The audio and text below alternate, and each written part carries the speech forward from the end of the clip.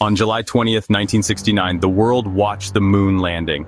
But there's a story behind the static, one that NASA never aired, and some say was erased for a reason. The moonwalk broadcast was grainy, choppy, and historic. But that footage, it wasn't the original, it was a converted version, processed for public view. The real signal, the raw, high-resolution footage, was transmitted in slow-scan format and recorded at select NASA ground stations. That original footage is now gone. NASA claims it was erased in the 1980s. Tapes reused. An innocent cost-saving decision, they say.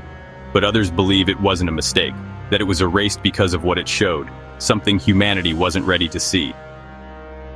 According to multiple sources, including former NASA insiders, the live public feed had a blackout moment during the moonwalk, a burst of static, a few moments of silence. NASA called it a transmission glitch, but some say that's when everything changed. Allegedly, during that moment, Neil Armstrong's voice came through on a private frequency not heard by the public. He wasn't reporting rocks or craters, he was reporting something else. Something watching them from the edge of the crater. They're here. They're parked on the side of the crater. They're watching us. That's what some say Armstrong actually radioed to Houston. NASA's reported response? Calm, controlled. Roger, stay calm. Continue with the program. No questions, no panic, just acknowledgement. Buzz Aldrin, years later, hinted at seeing lights outside the module. He never expanded. Armstrong never spoke of it publicly. Theories suggest the moon wasn't empty when we arrived, that someone, or something, was already there. Ham radio operators claim they picked up the off-channel transmission. The astronauts were speaking in code, but they sounded nervous. NASA's reported response? Calm, controlled. Roger, stay calm, continue with the program. No questions, no panic, just acknowledgement.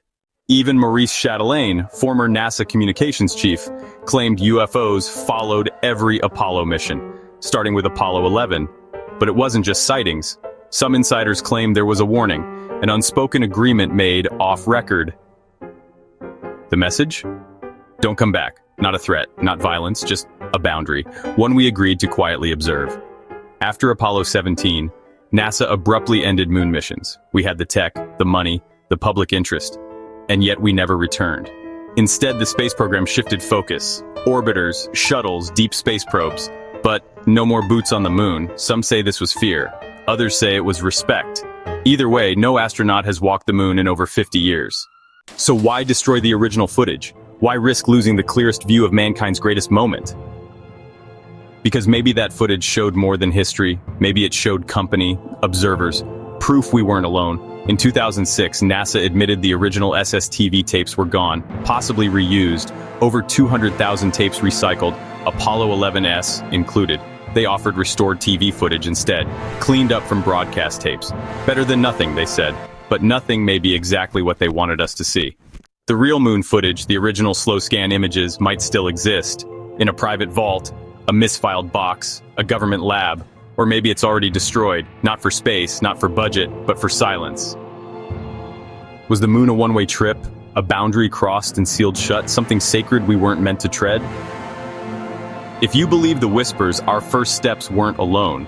We were seen, measured, and politely turned away. Armstrong never told the full story, but in his silence, many heard the truth. We watched him walk across the lunar surface, but maybe someone else watched him too, without cameras. It's not just about what we saw, it's about what we weren't shown. And the truth might be still out there, buried in static. Next time you look up at the moon, remember, it remembers us too, and maybe it's still waiting to see if we come back. Like mysteries NASA won't explain, subscribe to Twilight Truths for the stories erased from history but not from memory.